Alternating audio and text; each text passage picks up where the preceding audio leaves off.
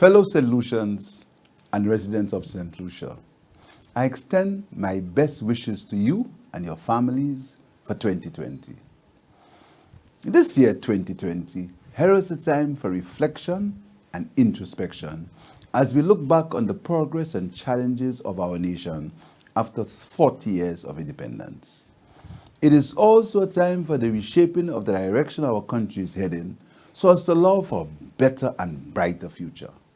Prior to our independence, Sir George Charles won us decolonization, and after him, Sir John Compton, political independence. Sir Arthur Lewis and Honorable Derek Walcott, our two Nobel laureates, have won us international recognition for their academic excellence. Many other sons and daughters have also won us global recognition in the field of medicine, law, politics, sports, music, culinary arts, and culture. St. Lucian's excellence in these fields of endeavor should serve as reminders of the power and influence of our people on the world despite our size. However, even with so much demonstrable talent, we are still operating well below our capacity as a nation. Major problems continue to confront us in the areas of healthcare, crime, education, youth unemployment, economic inequality, and corruption.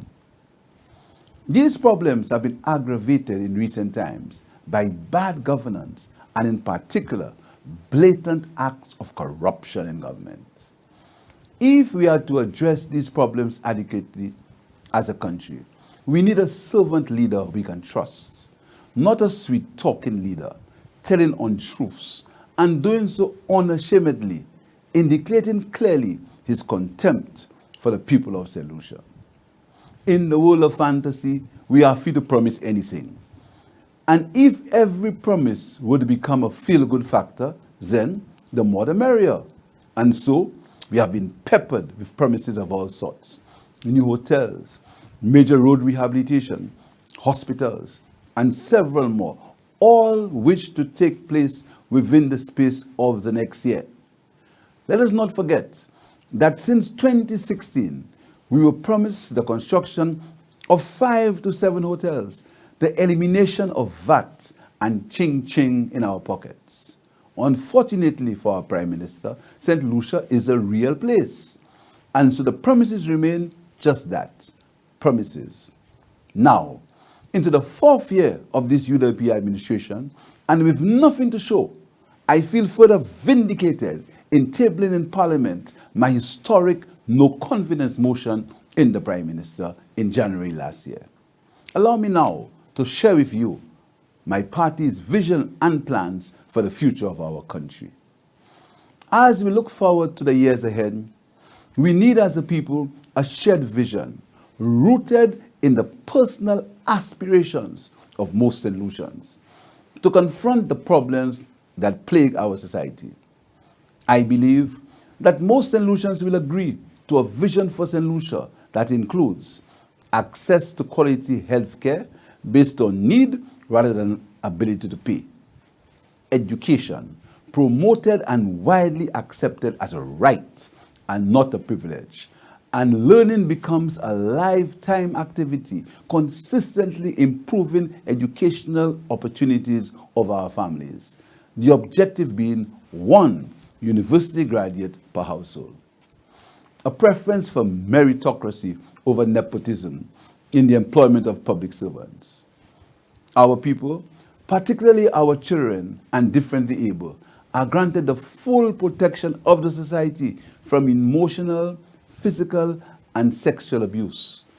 Good governance, accountability, transparency, and fairness is promoted and widely accepted as an enabler and not an impediment in the pursuit of national development. St. Lucian heritage and patrimony treated as an integral part of national development. The shaping of a sustainable economy with built-in resilience to the challenges of climate change, which can bring prosperity to all our citizens, especially our youth, and not just a few.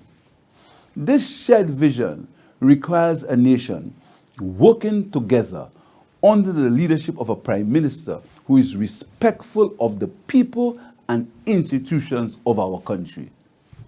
Under my leadership, the St. Lucia Labour Party will work with you, the citizen of St. Lucia, to reclaim St. Lucia for St. Lucians.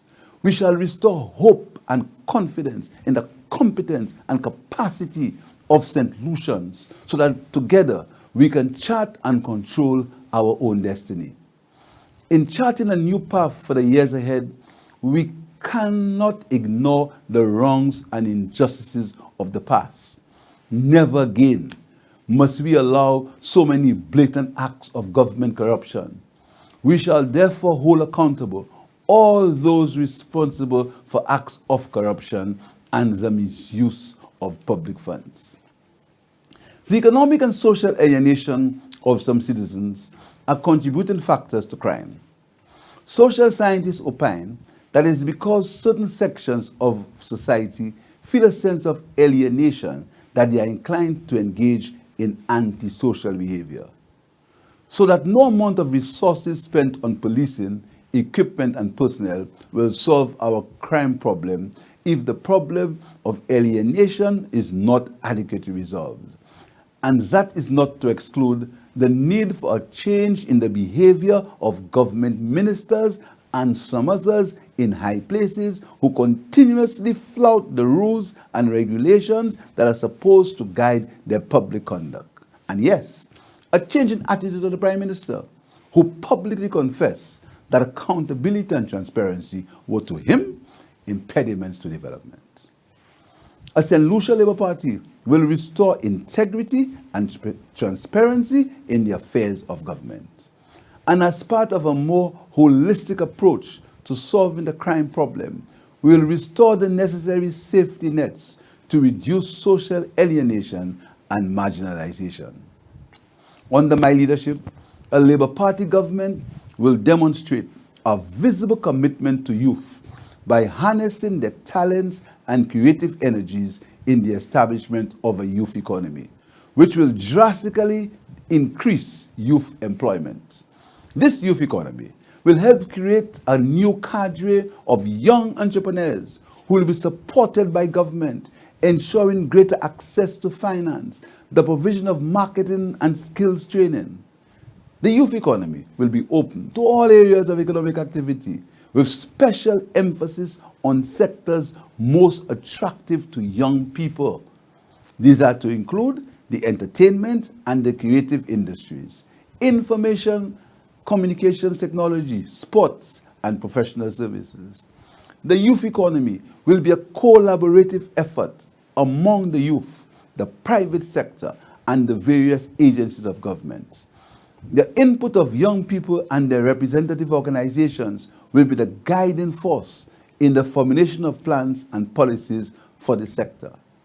A Labour government, in collaboration with the youth, will create the necessary vibe to ensure that the likes of Julian Alfred, Kamani Melius, and Freezy rise to the level of international stardom. A St. Lucia Labour Party government understands the perils of uncontrolled debt accumulation and the effects on the population. There is ample evidence around us to remind us of the negative effects of debt on jobs in the public service and the provision of health and social services.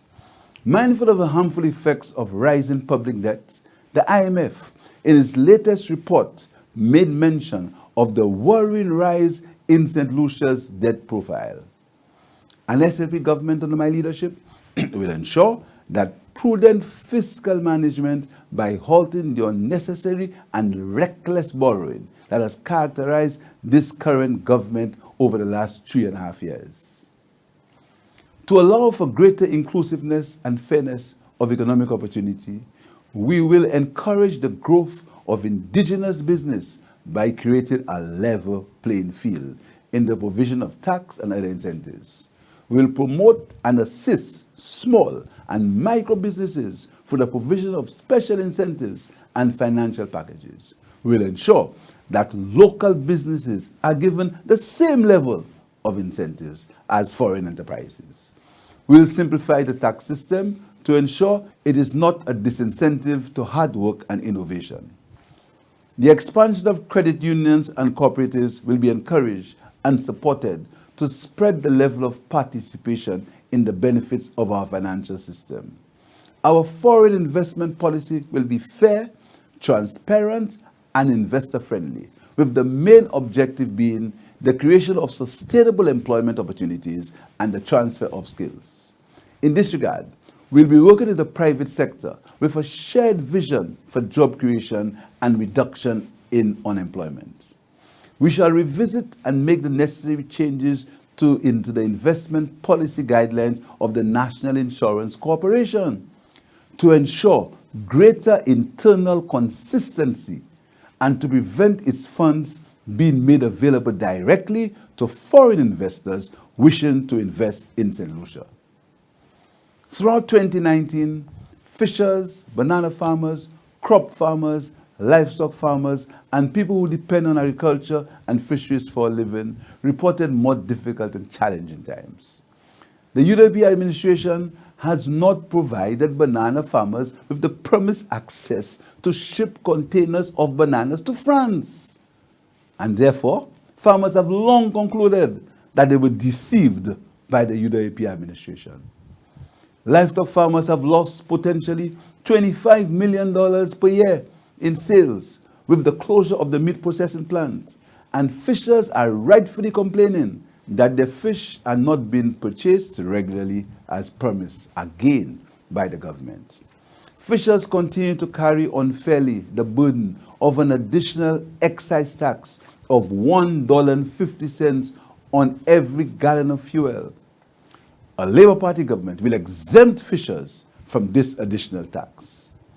This government continues to play the blame game and withholds accurate and relevant information while agriculture stagnates and our farmers, particularly banana farmers, continue to experience decreases in revenue and difficult living conditions. A Labour government will, at the very least, halt any further reduction in the income of banana farmers.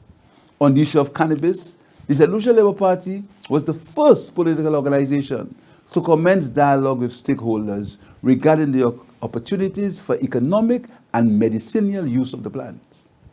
With the favorable global shift towards exploiting the economic benefits of cannabis, a future Labour government will strategically position St. Lucia to take advantage of the new economic and medicinal opportunities as they become available.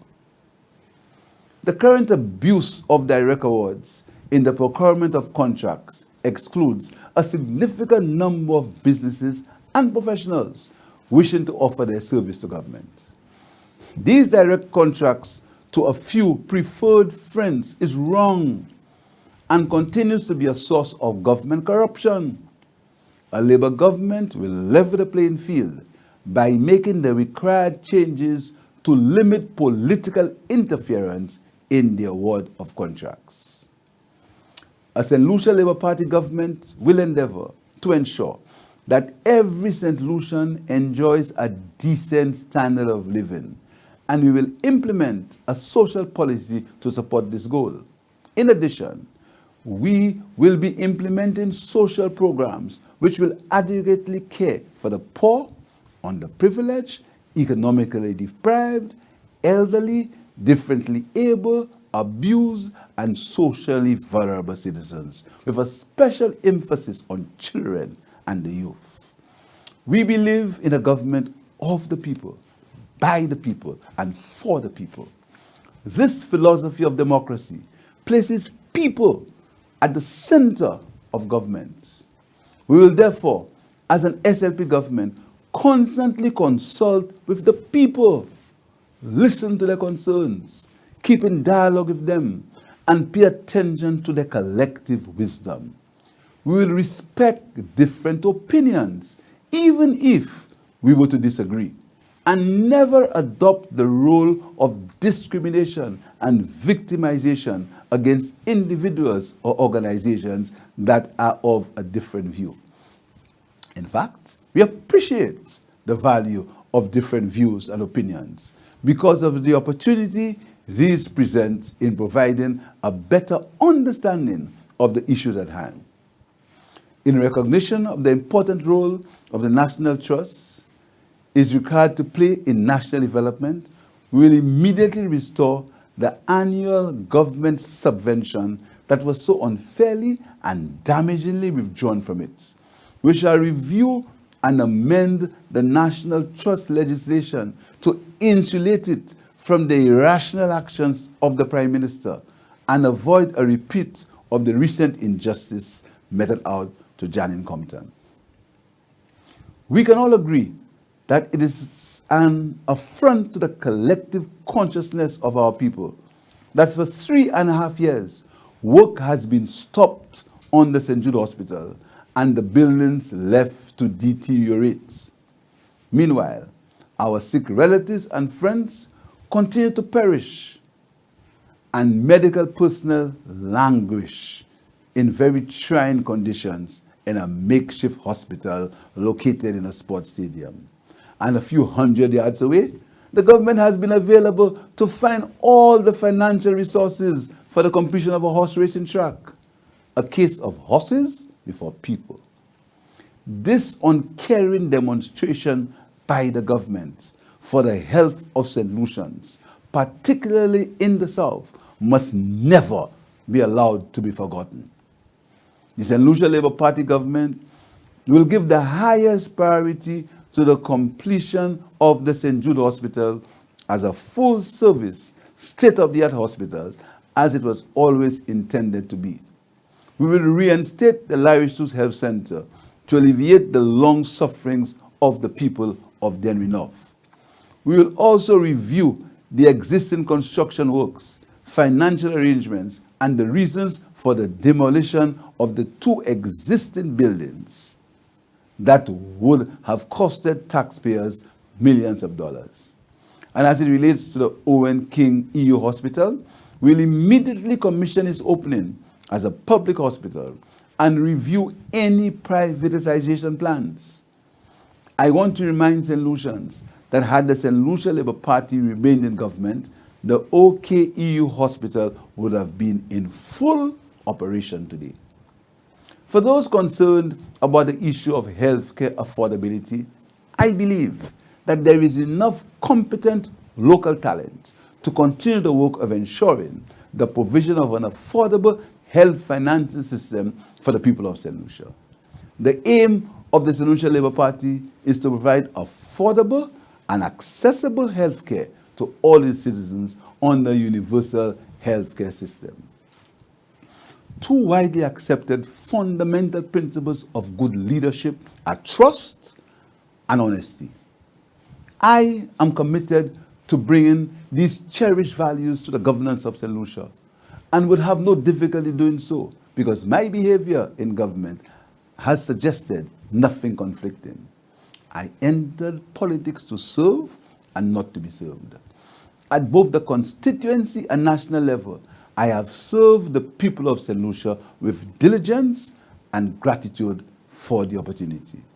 I do not pretend to have all the answers to the country's problems, but what I do know is that there is enough capacity within our country and party that I can call on to make it a far better place to live and work. I will embark this year, 2020, to continue dialogue with various groups and organizations at home and in diaspora, in the hope of designing a systematic and inclusive approach to finding solutions to the problems of our country. I remain optimistic that despite the huge challenges that our island faces, a united country anchored on the values of truthfulness and commitment can create a more inclusive, people-centered society where we can all safely live and prosper. I invite you to join this movement, to bring back our St. Lucia into the ownership and embrace of St. Lucians. I invite you to join the growing effort to change the direction in which our country is headed, and to join the movement for decisive change. I can assure you of my commitment and courage to work with you as we strive to develop a balanced and sustainable country for the benefit of our St. Lucian people. I remain inspired and motivated by the words of Nelson Mandela. I learned that courage was not the absence of fear, but the triumph over it. The brave man is not he who does not feel afraid, but he who conquers that fear. Fellow St. Lucians, with God, truth, and the people on our side, let us move together and conquer those man-made ills that so threaten the life we truly desire, to be peaceful, respectful, and loving people. I thank you.